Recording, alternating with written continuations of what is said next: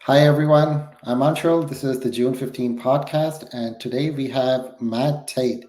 Matt is a lawyer, he's a serial entrepreneur, he is the founder and CEO of Decimal.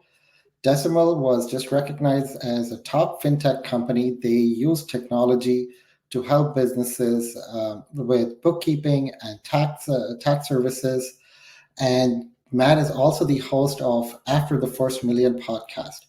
There is one thing though, as a Carolina MBA, I have to point out he did go to Duke, but we're still happy to have him.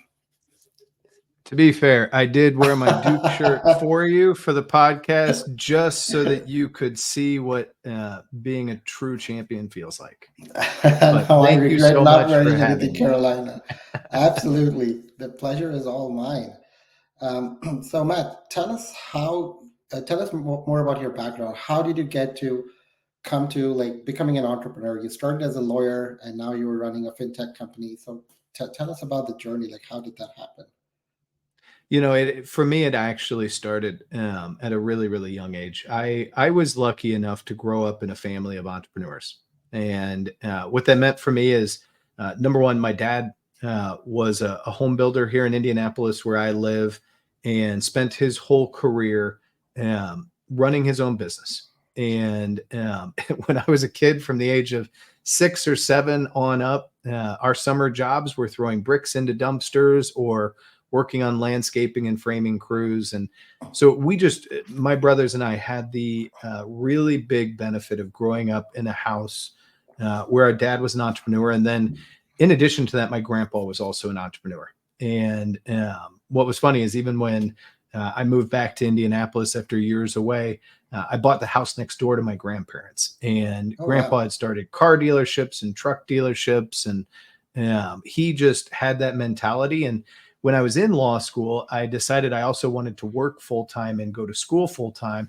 And I asked grandpa for a job. I thought it'd be a great place because I could work third shift and um, try to take on less debt. And the first job he gave me was pulling oil pans uh, out from under trucks and changing the oil. And we just kind of grew up in a household where you were okay getting your hands dirty and working hard. And so for me, as I went into college, I carried that kind of entrepreneurial spirit. And even as a lawyer, I knew I wasn't going to practice law for more than a couple of years. And God knows anybody that worked with me knew I was a pretty terrible lawyer anyway. Um, but it helped me. By the way, my wife would be very angry if I didn't say that the reason I'm glad I was a lawyer and went to law school is because I met my wife in law school. So Makes sense. I am very glad that I was a lawyer and I met my wife in law school. But after practicing for a couple of years, I had the opportunity to take a really good severance package and use that to get into the tech space. And I really love the idea of fast growing, exciting companies. And so tech had that. And as I then had the chance to work in a few tech companies, run a few more, start a couple, I just noticed that there was a big problem in the accounting services side of the businesses that I was running and in. And it was hard to find really good client experiences plus quality work and output. And I also saw a lot of, I grew up, my grandpa, helped work on trucks and cars and all of that stuff. I saw a lot of power in doing really boring things that people have to do. And bookkeeping and tax is very boring, but people have to do it. And we saw a big opportunity to start a company in the space, and then had the very fortunate timing of launching that in January of 2020. Oh, that must have been something. It I was can't even something. imagine. That's awesome. I remember from our last conversation, you'd said that you had like a summer camp with your cousins, and 18 out of 20 of your cousins had either started a business or were in the process of starting. And to me, that's just amazing. Like you're surrounded by entrepreneurs. It so how does that help you, right? In addition to seeing that there's a lot of role models you can look up to, but like how else, growing up in an entrepreneurial family, how else did that help you? But just one thing, it meant we were all crazy. And rule breakers in a sense. But no, I think what it did was it just made taking risk okay. Yeah, And that's ultimately what those of us in business are doing is taking some form of calculated risk and being around a group that was doing that. And then look, and you've seen this too, running your own business, is there's a nice generational change that's happened too, where it was like grandpa never talked about his company, never talked a whole lot about what was going on until you got old enough. Dad would let you work around it, but he kind of walled that off. And now that my cousins and I are in that phase, we very much are open about the struggles of being leaders and entrepreneurs. And there is, and something I like to talk about is there's an emotional toll to being an entrepreneur. And one of the things that helps with that emotional toll of, you know, you can go from really successful to really, really, really in trouble very quickly. And being around groups of people, whether that's in my case, I do have cousins that I can talk to, but also peer groups, other CEOs that you can kind of share those burdens and share those struggles with, uh, is a really special thing. I agree. I agree. I mean, I think that helps a lot. And one thing that stood out was when you said you can go from being in a very good place to a very bad place very quickly when you're an entrepreneur, and having that support circle that can motivate you, that can catch you when you fall. I think that makes a big, big, big difference.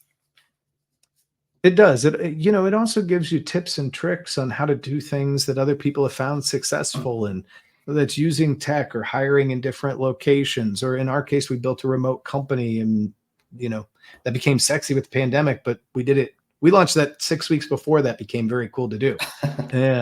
So we were, first movers by 6 weeks. So let's talk about that, right? Building a global team. You and I are both passionate about it, and Absolutely. so tell me more why you decided to, like, right off the bat, start a global team. So there are a couple of things that I look at. Number one is, I do live in Indianapolis, and Indianapolis is a good sized city, but in a lot of ways, it's also a small town. And when we started our company, and I've got a great co-founder in Jacob Cloran, and when we started Decimal, we said there are two things that we wanted to be able to do: hire anywhere and put in the right cost structure for the business. And luckily, both of those things really aligned well for Decimal. So to me, it was one, I don't care who you are, where you come from. If you are good at the work and a good person and a good culture fit for Decimal, I'm very happy to have you on the team. And that type of just pure equality is, I think, something that in other areas of the world we could use much better. And at Decimal, it was really important to us to build a culture around that type of environment and that type of team. Now, it also helped us align the cost structure.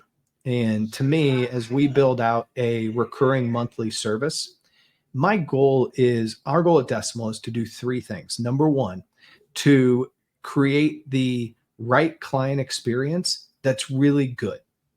Number two is to always have high quality work and output. And then number three is, as a business, to keep lowering the cost to create the output and the client experience. So that helps you as a business grow and grow margins. And so as we looked at that, one of the ways for us was to hire in the Philippines. And I think our second or third full-time hire at Decimal was in the Philippines. And so we built that structure into our company pretty much from day one. And now today we have 82 people, and I think 60% are outside of the US. And I wouldn't go back in a second. In fact, we're looking at two other countries that we're looking to hire from. And as we look to increase coverage throughout hours of time and spread risk around country to country, that's something that we've really looked hard at. But I think today we have people that work in 5 countries, Oh wow. in 27 or 28 states. So to me, it feels like a no-brainer. And as we do this work for people, we're very open about it. I don't understand those companies that try to hide the fact that they have a team in India or a team in the Philippines or a team in Ukraine. It doesn't make sense to me. Hey, you want me to give you a great service at a great price? Part of the way that I do that is by hiring around the world. And I'm very okay with that. What you care is that the quality of experience and the quality of work is exceptionally high. Great. I don't ask my mechanic how he changes my oil, but I'm just glad he does. You said so many things, so I'm going to touch on them one by one. One thing that stood out the most was that your second or third hire was in Philippines. Usually, even people that I've met that are bullish on like building a global team, they build a base locally first, and then they go out that okay, we have our like, foundation covered. Now let's expand and hire in India or Philippines or Argentina. But with you, I think it was just amazing that right off the bat you were like, all right, let's go and build this team from like day one. I think going back to the cost structure, we have a three-tiered approach to how we build our business. And tier one is we do have a US person that is your client experience, your main point of contact. And then we have a team in the Philippines that's doing a lot of the work behind the scenes. But three below that is technology. We try to put in the best technology that can integrate, can automate, some AI that can even do the work, to really start to really lower the cost structure. And what that does is it means that each level is pushing upwards. The technology is trying to do more of the work of our outsourced teams. The outsourced teams are trying to do more of the work of the US teams. And what that means is that the technology means that our outsourced teams can do more with a good balance of not overworking them and good mental health and creating a great team and culture structure, but it's giving them more ability to do more. And it's the same with that outsourcing team. And for us, it started in the Philippines. It gave our US staff member the ability to do more. And she was able to handle more clients. And that cost structure and that method has really held true today, where every bit is its job is to every layer is to push upwards into the next layer, which allows that top layer to do better and do more. So to me, it just made sense from a cost structure standpoint. Yeah, I agree. And I think as we talked last time, while cost was while cost structure helped, like I think the biggest reason to go abroad was just talent. The cost was a Yeah. bonus, and I think that's the biggest change that I see with prospects or across industries. Early 2000s it was more like a cost center. All right, let's offshore, let's cut our costs. But now it's more Right. about let's get the best talent. Cost, that just makes it easier for me to take that risk or take that jump. You're absolutely right. And the other thing too is what we found, it's funny, I deal in an industry where everybody's talking about a shortage of employees, shortage of accountants, shortage of outsourcing. Well, as a business, I've never dealt with that. When I put a job application out, we get hundreds and thousands of applicants on both sides. And what I've found is both on the US side and definitely on the outsourcing side, when you create a great culture and you make everybody feel equal, that is, it shouldn't be, but it's different than how everybody else treats them. Yeah. And that's made it so that that culture has made it so that it's really easy for us to hire US accountants.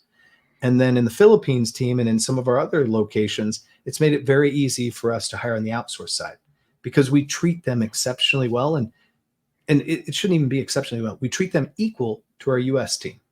And that is still not happening as often.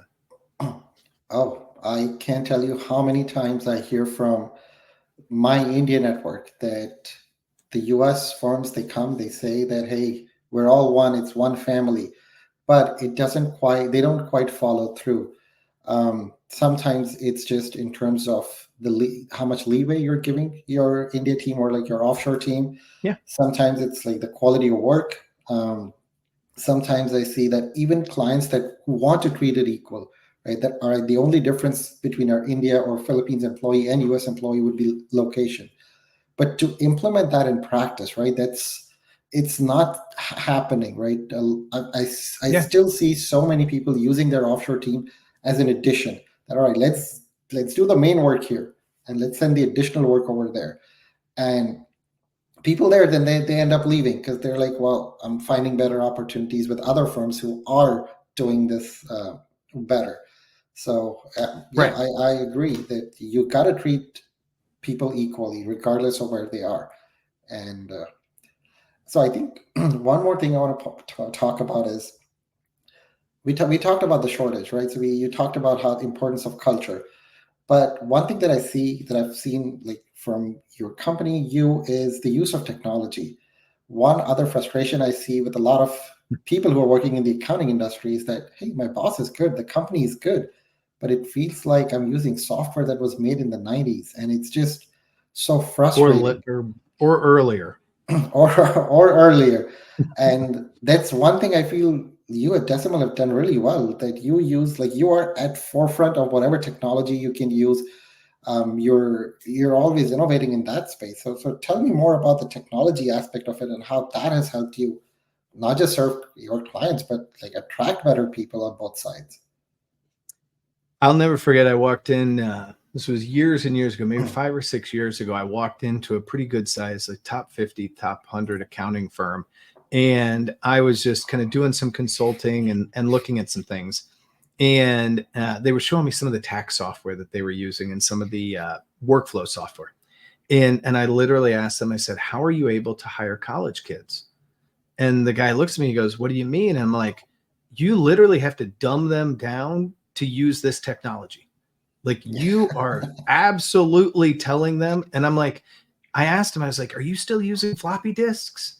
Yeah, because and it looked like that DOS format, like really Yeah. bland. And that's the software in the space. And you know, you still have to use some of that. And as long as you deal with like large accounting firms, tax, and even like the IRS and government bodies, not all of the technology, even if you're on the cutting edge, is amazing. So that's been a part of what we've had to do. But the way I look at it is we are in an industry that's changing very fast, and we can either slow down or speed up. We can either try to help train our team and teach our people to continue to do their jobs well 10 to 20 years from now, or we can stick our head in the sand and say, we're just going to keep doing it the way we always have. And now that I've got 3 little kids, you and I were talking about our kids earlier, my kids say, well, this is how we've always done it. And now they know when they say that, I'll look at them and say, how we've always done it is an excuse. It's not a reason. If you have a reason, you'd say something better. And the way that I look at this from a decimal perspective in technology is we want to give our team the ability to continue to grow. And part of the way you do that is by giving them tools that are made to keep growing. And we're going to make some big announcements and changes as a company by the end of this year, probably around Q4 or Q1, that really involves some cutting edge first mover AI technology usage. Our job as a business isn't to build technology, but I'm going to make darn sure that we're going to use the best tools that become available so that our team is relevant for a very long time. That's great to hear. And I can say that you're one of the few companies in the accounting space that has that outlook. Not everyone, like people are talking about AI and all of that, but there's no implementation. There's just a lot of seminars, a lot of courses that are being taken, but no real action per se. Oh, it's interesting on AI even as a whole. Right now, today, my co-founder Jacob and my our COO Michael are spending a day in New York City. They both live near in the city, and they're having an AI day. And they're really like sitting there and strategically talking about how Decimal is going to be on the forefront of using the technology. I've taken courses now on AI prompts from MIT and Harvard myself, and we are expecting it to be a big part of the industry, but more specifically Decimal, quickly. Awesome. So I want to talk about Philippines. So how Yeah. did you end up choosing Philippines? Um, how did that happen? Did you have a connection? Did you have like some familiarity? How did Philippines So happen? we did a lot of research and talked to a lot of people. Didn't have any connections. The irony of this is Jacob, my co-founder, and I, neither one of us are accountants in any way, shape, or form. He could probably actually do some accounting, and they don't let me have access to QuickBooks, so I'm not even allowed to. But when we really knew that we were going to go global, we started doing research on some of the best places to hire accountants. And then as we really looked into it, I think the most mature outsourcing came from India. But because it was more mature, it was also priced a little bit higher. And so we started to look at where else could we find similar talent, but maybe at a lower cost structure. And that's where there are some big firms like E&Y and Accenture that do a lot of accounting in the Philippines. And so that meant like really great training for people. You also, we wanted to think through the client experience is really important, as is the employee experience. And one of the ways that you are able to build a continuity of culture is when people can communicate very well together. And so we were also looking at where we could hire that we had good English speaking, because our team in the US needed to be able to communicate effectively. And our outsourcing team needed to also be able to communicate effectively. And so that starts to limit your number of countries to India, the US. You do have some South America, some European bloc countries as well. And so really we had zeroed in on the Philippines. And we also had, as we kind of talked in the tech space, there are some companies that have done some tech outsourcing of accounting. And those had done a lot of hiring in the Philippines. So we ended up finding a really nice company out there that we outsourced to. And with them, we grew really extensively. And it ended up being a really great experience for us. And look, we lucked out with some amazing, amazing first hires who are just great human beings, great people. If you think about it, we also weathered a pandemic in multiple countries, which I have to say was, as a CEO, a very unexpected, really weird, tough thing. Yeah, I can imagine. But I disagree with one thing. I don't think you lucked out, right? You just, everything that I'm hearing from you, you're doing the right thing. So I don't think it was luck. I think you made the right choice going in. So that's why things worked for you. Well, as And you know, you plan hard and you do get lucky. Mike Tyson's got a great quote. Everybody's got a great plan until they get punched in the mouth. And true. you do this business long enough, you get punched every once in a while. But we focus in our hiring really heavily on the people element and finding good people. So we screen for good accounting, we screen for the roles that we need for the talent, but then we spend a lot of time making sure that somebody is a good person culture fit, because that's how you grow well. So tell me more about culture, right? So now I'm talking more about like specific country specific culture as opposed to corporate culture. Like what were some cultural challenges you had to encounter as you started working with your Philippines team? It was funny. If you ask Ivan, Ivan was our first hire. And if you can't tell, I like to joke, and a lot of times I don't take myself too seriously. Yeah. And in our interview process with Ivan, I said, Ivan, I want you to know when we hire you, because we're going to make an offer, I'm going to spend the next couple of months teaching you sarcasm, because you need to understand sarcasm, and I can't wait for you to give it back to me. And that was kind of part of the cultural learning of dealing with an outsourcing team, was we wanted them to be themselves with us. And sometimes culturally that's just different in how people interact. And so we had to learn a little bit about just how culturally the Philippines talks to people. One of the things we talk about a lot in interviews, it used to be really weird for me that in interviews people would call me Sir Matt. And that was Oh, just okay. part of the culture over there, was to use that label. And that makes me feel very uncomfortable and older than I am. I'm old enough, I don't need to be feeling older. But it was also, I wanted them to feel comfortable treating us as real people and not think that I'm the authoritarian that's making orders on the way down. And so we spent a lot of time just making the team feel comfortable and getting to know them, letting them get to know us. All of our team members, the first couple in the Philippines, thought it was crazy that when we would do fun, you know, activities culturally, like we'd play games and do Pictionary and all of that stuff, that we invited them and we told them to be equal partners. and we would make them. We still have some great Pictionary drawings and labels from like that experience, but just like that laughing and that conversation really start to help break the ice. And then I'd say there were two things that we really focused hard on that made a dramatic impact. Number one is we ask them very detailed a couple of times a year and really throughout the year what we can improve on. We want to know how we can be better for them. I want to know how I can be better, but our US accounting team directly asks them for very specific ways to improve.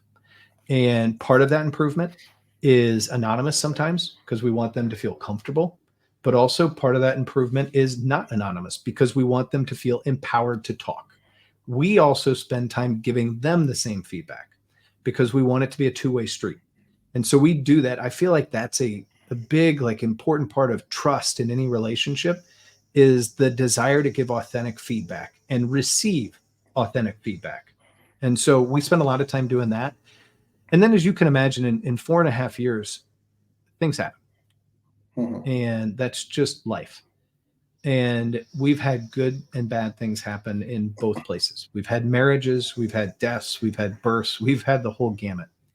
And we made sure every single time that we treated our Philippines team with the exact same respect and help and caring that we did the US team. So when somebody had a baby in the US and they got whatever our parental care leave is, we gave the same in the Philippines. When we had somebody that passed away, we gave the same bereavement leave. When people were sick, we've done GoFundMe campaigns for our Philippines team to help with spousal heart surgeries, to help with father-in-laws and care during getting COVID. We've done the same in the US. So we feel very strongly that we will also connect on a deeper, more personal level. And that I think has been all of what has stitched Decimal together culturally. Does that answer your question? It does. It does. And it's just outstanding what you're doing. I wish every client of mine, or I wish every company out there who has an offshore team did the same. I almost want to say thank you because it's companies like yours that set the platform. So you talked about risk, that you're hiring in 5 countries to spread risk. Talk to me more about like what kind of risk are we talking about? Are you talking like geopolitics? Like what? Tell me more about that. Uh, some of it's geopolitics, but what it also is like the Philippines, they have a monsoon season or a tsunami season. They deal with all of this crazy stuff, and sometimes they can lose power.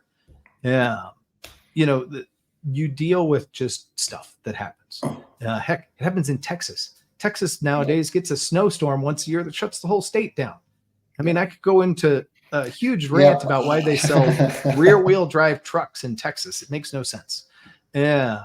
So spreading the risk out is also part of it that we do in the U.S. as well, and part of it's to the time zoning. The Philippines seems about 12 hours behind, and as we look to continue to expand, if we can find somebody that's 6 hours behind, that's a little bit more of a crossover. We've done hiring day shift, night shift, all of that stuff. So part of it's risk, just part of it's change, part of it's just adaptability, part of it's just like as the cost structure is what it is, looking for the right team for the right role. And we look at we talk a lot about the right task for the right layer, and that can be technology, it could be our outsource team, it could be our US team. Everybody's the same. Yeah, that makes sense to me.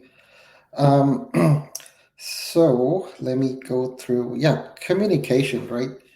So we talked about like cultural differences between U.S. and the Philippines. Like outside of like Sir Matt and other things, like were there any communication challenges that you faced? So I'll give you an example of the kind of stuff I'm looking for. One of the things my last client faced in India is culturally people in India don't like to ask questions, especially to their superiors, right? So it's kind of like a Sir Matt situation where Yeah. If you're leading a call, you'll be like, "Hey, does anyone have any questions?" People would most likely say, "No, we're fine." But after the call, my clients would get a lot of emails that, hey, I have a question about this. And so we had to sort of address that head on, that, okay, really make the team feel comfortable that it is okay to ask questions. You're not going to be penalized. In fact, you'll be rewarded. So did you run into issues like this with your Philippines team? Oh, absolutely. And it's funny, I actually just had this conversation with our sales team because it's a very similar scenario. And to be fair, as an employer, my job is to sell the value of this company to our team all the time. My job is to serve them, make their lives easier, and show them that we're continuing the right place. And it's the manager's job to do the same. So we've done a lot of training of our managers on, you kind of, when you ask the who has any questions, in the back of your mind, you have three questions you think they should ask or you think they want to ask. And what we found is when you just, hey, maybe this is one of your questions, and it's okay if it's a question. Here's what I think it might be. It starts the ball rolling. It makes people comfortable. And so we initially had to do a lot of that, and we have to do it with new hires. And to be fair, you also have to do it. Somebody said, like, I heard somebody make the same comment about their India team, and they said they don't ever ask questions. I was like, good. What about college kids? You hire directly out of college. You telling me they ask questions? Well, no, but we put that as part of our training program, and we teach these college kids how to do it. And this person started talking, and then they just looked at me and they go, I'm like, yeah. So like, you think about all of those things of training and culture and all of that, like what I've learned with a remote team and outsourcing, and whether it's hiring in India, the Philippines, or wherever in the world, it means you've created a remote culture. And as a business, you cannot continue to develop a culture the same remote as you do with an office. And you have to be much more intentional remotely. And that's what we found, and we've learned. And trust me, we've made a lot of mistakes over the years. I mean, we've hired 82 people. We probably have actually hired closer to like 115 or 120. You don't always make the right decisions. People leave. You don't always do the right things. And, you just learn and you try to authentically get better. But being intentional about opening people up, teaching them, training them. The other thing is that it's kind of like in the marriage, right? I've had this conversation with my wife a million times. I'm good at a lot of things, but reading minds is not one of them. And telling that to your employees and saying, hey, I want you to ask questions. It is okay to ask questions. I promise you will not be penalized for asking questions. There are no stupid questions. Please ask questions. I'm going to sit here until three of you ask questions. We've done that on stand-ups and in meetings where it's like, hey, I have all the time in the world. I'm still paying you by the hour. I will sit here until I get 5 questions. And it's going to be very uncomfortable because I'm muting myself. You get questions very quickly. Yeah. So those are some of the things that we've kind of figured out and tried over time. I really like the last approach, that I'm not leaving until I get 5 questions. I'm going to steal that. So I like that. I would actually start with 3. Yeah. Okay, 3 3 questions. 5 is a lot. But I'll do that on all hands. When we make big announcements, I'll say, great, I'm going to sit here until we have 5 questions. We got 80 people. 5 of you have questions. And sometimes I'll say, and Katie and Jason, you guys always ask questions. You're not allowed to ask until we get to 6. You can have 6 and 7. I know both of you have questions, but I want other people to go first. Yeah. So doing some of that, it also is funny and it opens people up. And, when the first person asks questions, I'll do like the thumbs up, and all of a sudden you'll see balloons going, or, whatever it is. And so, we also take it lightheartedly too. No, I like that approach. Now, the other thing I want to talk to you about is like working with a BPO firm versus direct ownership. So we talked a bit about that, right? So right now you're working with a partner in Philippines, and you were like, I think we're reaching a point, or we may reach a point where we may think about direct ownership. So tell me more about that decision-making process. So today we work with a company called PSG, and they do a lot of BPO work, particularly on the recruiting side, but they've got a really nice accounting side. And the way that I look at it is a couple of different things. Number one, when finding a BPO, what they can really help with is hiring, IT support, and any other HR problems. So that's understanding the economics of what to pay people. That's understanding how to fire people. That's understanding how to promote people or bonus people. Or, in the Philippines, it's always hilarious. Once or twice a year, the president of the country wakes up, the sun's shining in his bedroom window, and he says tomorrow's a holiday. So we get an email that there's a national holiday in the Philippines tomorrow. Yeah. So you have all of these just cultural things, and you've talked a lot about culture today. You just don't know, and it's nice to have somebody over there that does. Now, not all BPOs are equal.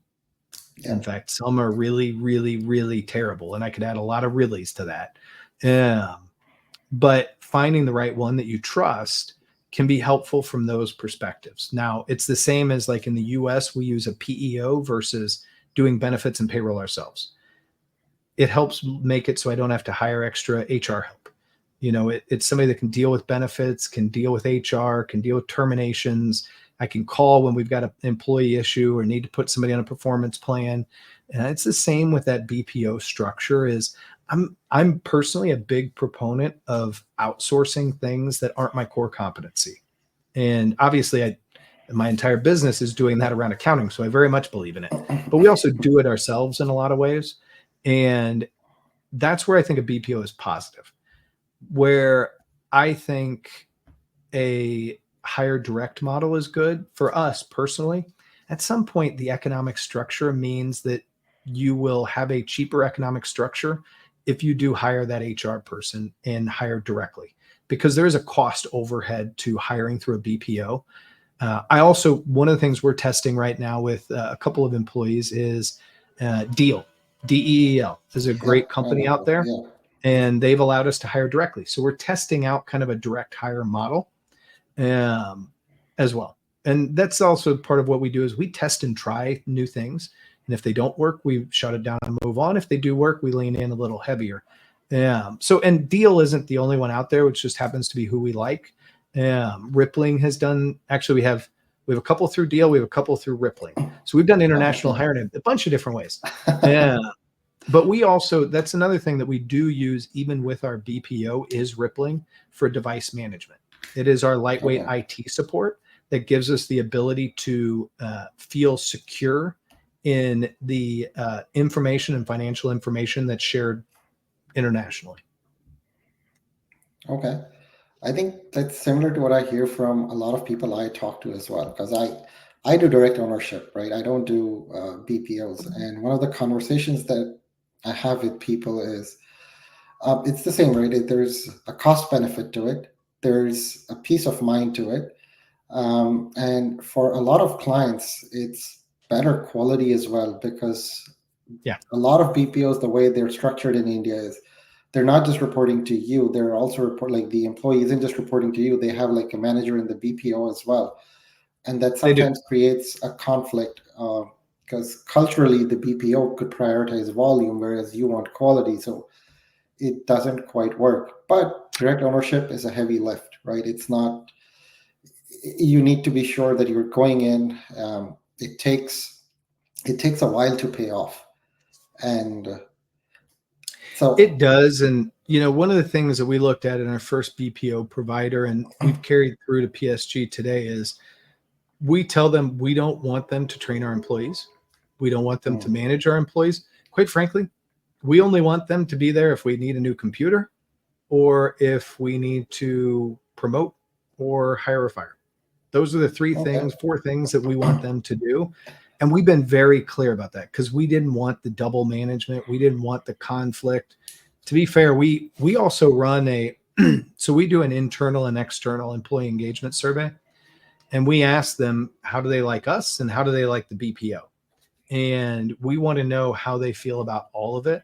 Because look, BPOs can also screw up payroll. They can Mhm. screw up bonuses. They can, you're not always their priority. Also, sometimes their billing to you is terrible.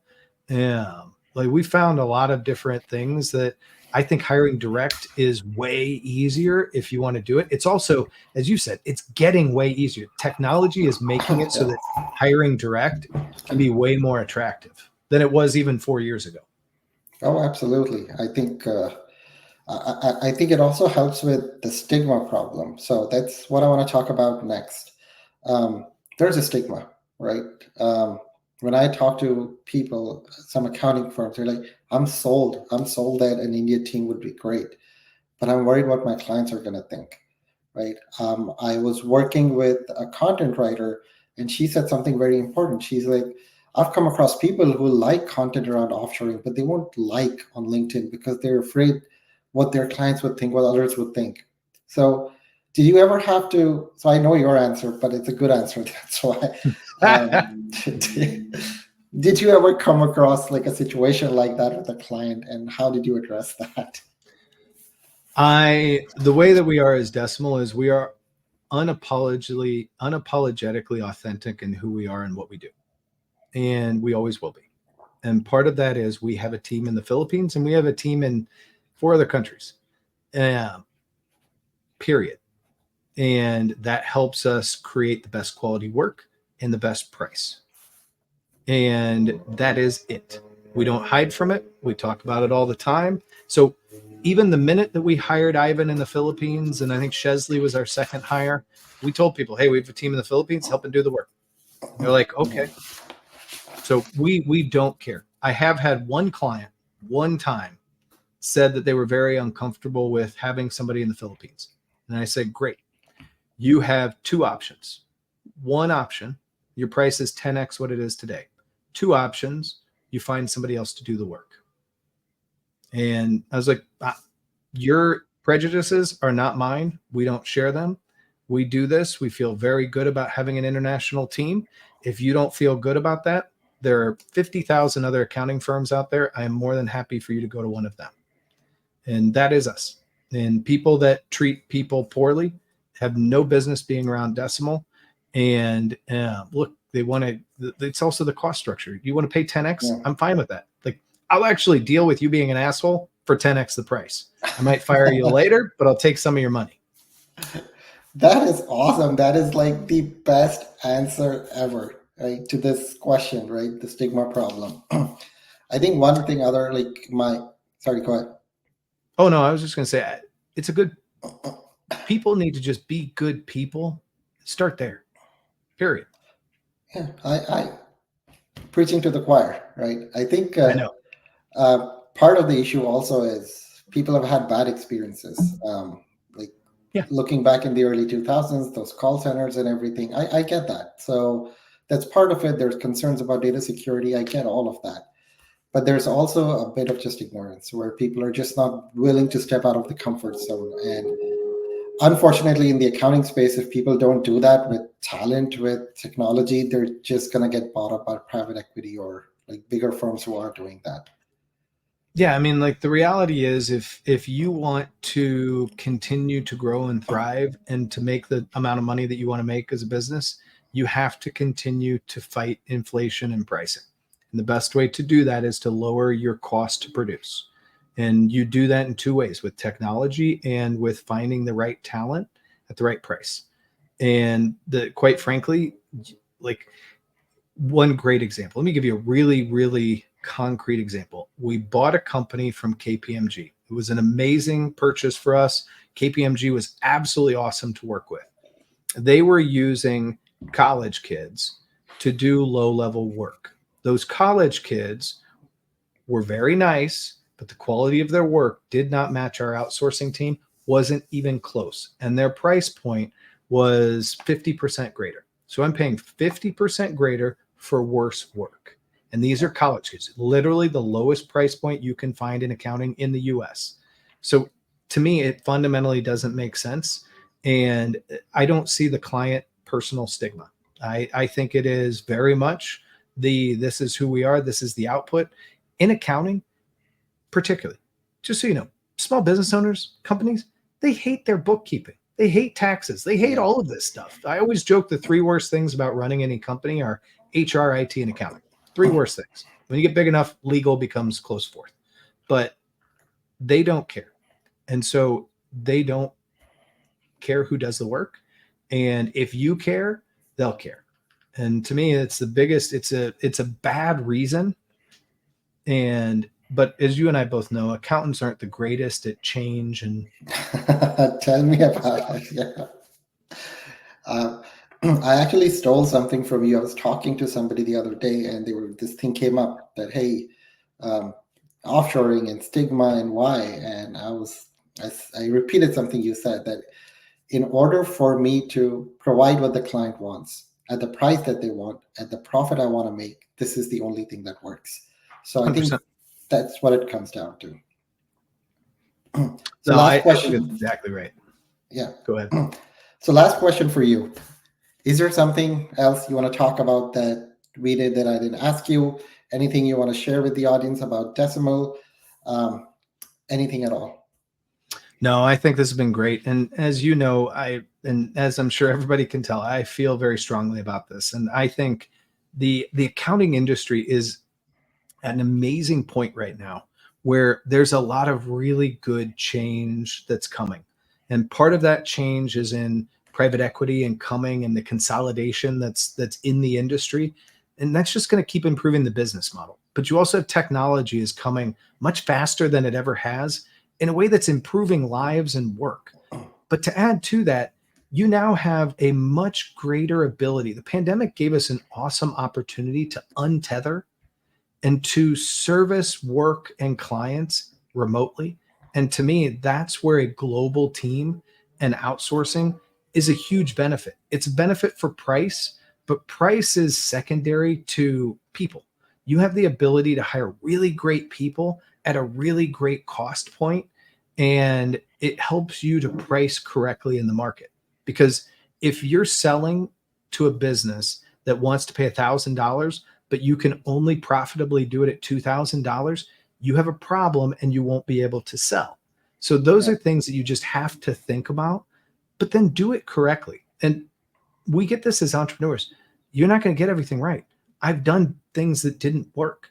So just because your first attempt at outsourcing or hiring in India or wherever didn't work doesn't mean it's never going to work. It just means that it didn't work that time and you should learn how to do it better.